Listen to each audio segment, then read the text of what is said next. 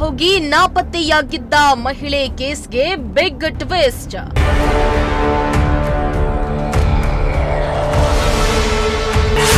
ಪರ ಪುರುಷನ ಜೊತೆ ಪತ್ತೆಯಾದ ಖತರ್ನಾಕ್ ಲೇಡಿ.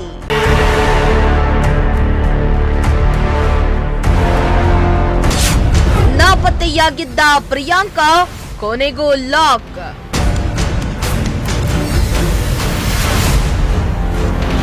ಕುಣಿಗಲ್ನಿಂದ ಹಾಸನ ಜಿಲ್ಲೆ ಬೇಲೂರಿಗೆ ಮದುವೆಗೆ ಹೋಗಿದ್ದ ಮಹಿಳೆ ನಾಪತ್ತೆಯಾಗಿದ್ದ ಪ್ರಕರಣಕ್ಕೆ ಬಿಗ್ ಟ್ವಿಸ್ಟ್ ಸಿಕ್ಕಿದೆ.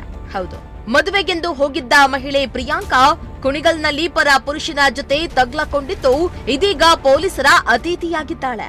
ಕುಣಿಗಲ್ ಮೂಲದ 29 ವರ್ಷದ ಪ್ರಿಯಾಂಕಾ ಬಿಹಾರ್ ಮೂಲದ ಡೇವಿಡ್ ಎಂಬಾತನ ಜೊತೆ ಕುಣಿಗಲ್ನ ಗೊಟ್ಟೆಕೆರೆಯ ಮನೆಯೊಂದರಲ್ಲಿ ಇರುವುದನ್ನ ಪೊಲೀಸರು ಪತ್ತೆ ಹಚ್ಚಿದ್ದು ಮಹಿಳೆಯ ಖತರ್ನಾಕ್ ಪ್ಲಾನ್ ಅನ್ನ ಪೊಲೀಸರು ಭೇದಿಸಿದ್ದಾರೆ.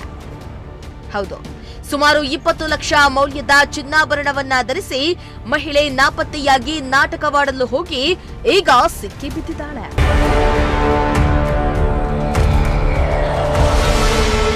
ನಿನ್ನೆ ಹಾಸನ ಜಿಲ್ಲೆ ಬೇಲೂರು ತಾಲೂಕಿನ ಕಲ್ಕೆರೆಯ ಗ್ರಾಮದ ಕೆರೆಯ ಬಳಿ ನಾಪತ್ತೆಯಾಗಿದ್ದ ಮಹಿಳೆ ಪ್ರಿಯಾಂಕಾಳ ಬಟ್ಟೆ, ಒಳ ಉಡುಪು, ಚಪ್ಪಲಿ, ವ್ಯಾನಿಟಿ ಬ್ಯಾಗ್ ಪತ್ತೆಯಾಗಿತ್ತು.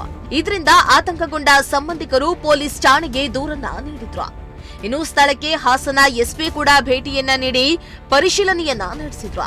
ಮಹಿಳೆಯನ್ನ ಯಾರೋ ಕೊಂದು ಕೆರೆಗೆಸ್ತಿದ್ದಾರೆ ಎಂಬ ಶಂಕೆ ವ್ಯಕ್ತಪಡಿಸಿ ಸುಮಾರು ಗಂಟೆಗಳ ಕಾಲ ಕಲ್ಕೆರೆ ಗ್ರಾಮದ ಕೆರೆಯಲ್ಲಿ ಅಗ್ನಿಶಮಕ ಸಿಬ್ಬಂದಿ ಕಾರ್ಯಾಚರಣೆಯನ್ನ ಕೂಡ ನಡೆಸಿದ್ರು.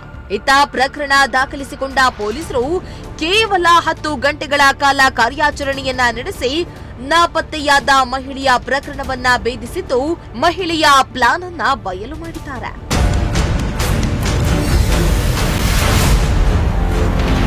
ಇನ್ನು ನಾಪತ್ತೆಯಾಗಿದ್ದ ಮಹಿಳೆ ಪ್ರಿಯಾಂಕಾ ಬಿಹಾರ್ ಮೂಲದ ಡೇವಿಡ್ ಎಂಬಾತನ ಜೊತೆ ಅಕ್ರಮ ಸಂಬಂಧ ಹೊಂದಿದ್ಲು ಎಂಬ ಆರೋಪ ಕೇಳಿಬಂದಿತ್ತು. ಅಕ್ರಮ ಸಂಬಂಧ ಗೊತ್ತಾಗ್ತಿದ್ದಂತೆ ಎಸ್ಕೇಪ್ ಆಗಲು ಮಹಿಳೆ ಖತರ್ನಾಕ್ ಪ್ಲಾನ್ ಮಾಡಿದ್ಲು ಎಂದು ಹೇಳಲಾಗ್ತಾ ಇದೆ.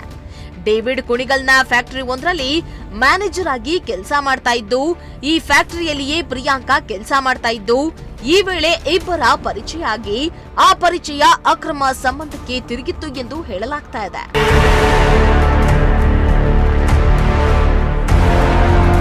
ಇನ್ನು ಖತರ್ನಾಕ್ ಲೇಡಿ ಪ್ರಿಯಾಂಕಾ ಪ್ಲಾನ್ ಮಾಡಿಯೇ ಒಡವೆಗಳನ್ನ ಹಾಕೊಂಡು ಹೋಗಿದ್ದು, ಮೈ ಮೇಲೆ ಧರಿಸಿದ್ದ ಒಡವೆಗಾಗಿ ಯಾರೋ ಕಿಡ್ನಾಪ್ ಮಾಡಿದ್ದಾರೆಂದು ನಂಬಿಸಲು ತನ್ನ ಬಟ್ಟೆ, ಚಪ್ಪಲಿ, ಬ್ಯಾಗ್ ಎಲ್ಲವನ್ನ ಕೆರೆಯ ಪಕ್ಕದ ಗ್ರಾಮದ ಬಳಿ ಬಿಸಾಕೋಗಿದ್ಲು ಎಂದು ಹೇಳಲಾಗ್ತಾ ಇದೆ.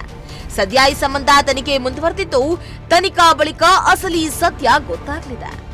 ಅದೇನೇ ಆಗ್ಲಿ, ಮದುವೆಯಾಗಿ ಗಂಡ ಇದ್ದು ಮತ್ತೊಬ್ಬನ ಜೊತೆ ಸಂಬಂಧ ಇಟ್ಕೊಂಡು ಖತರ್ನಾಕ್ ಪ್ಲಾನ್ ಮಾಡಿ ಎಸ್ಕೇಪ್ ಆಗಲು ಹೋಗಿ ಈಗ ತಗ್ಲಾಕೊಂಡಿದ್ದು, ಈಗ ಪೊಲೀಸರ ಅತಿಥಿಯಾಗಿ ತನ್ನ ಜೀವನವನ್ನ ತನ್ನ ಕೈಯಾರೆ ಹಾಳು ಮಾಡಿಕೊಂಡಿದ್ದಾಳೆ. Bureau report, Prajashakti TV.